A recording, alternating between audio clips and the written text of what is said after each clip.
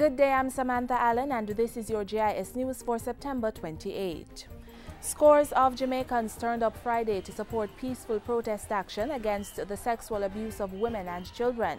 The protest, organized by Women Inc., was in response to Tuesday's assault on 5 females, including an 8-year-old in Irwin, St. James.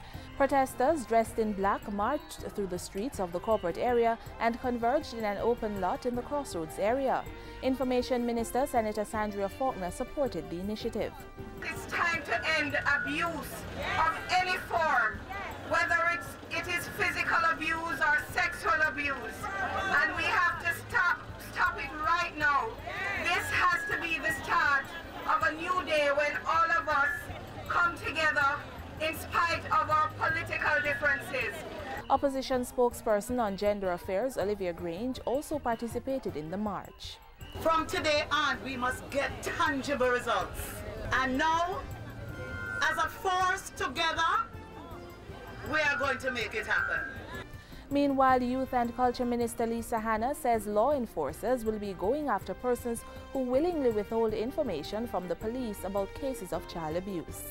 It is not only the men who are sexually abusing. Yes. We are seeing incidences of the mothers. We are calling on the nation at this time to report. We're asking children, we're going into communities, and we will not stop our efforts until child abuse and sexual abuse is stamped out of this country. We want to tell Jamaicans you need to break the silence. It is not okay.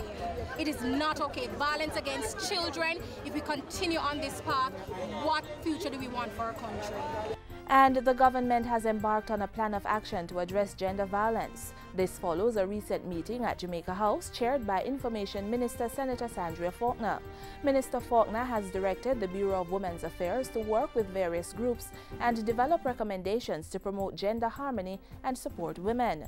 The recommendations will be considered at a meeting on October 11 at Jamaica House. Meanwhile, Prime Minister Portia Simpson-Miller says Jamaica remains committed to strengthening local and national programs to eliminate violence against women and children. The Prime Minister was speaking on Thursday during the general debate of the 67th session of the United Nations General Assembly, New York.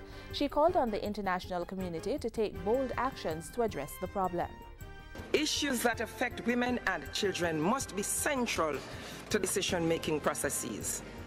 We look forward to continued collaboration with UN Women and the international community to help break this cycle of exploitation and insecurity.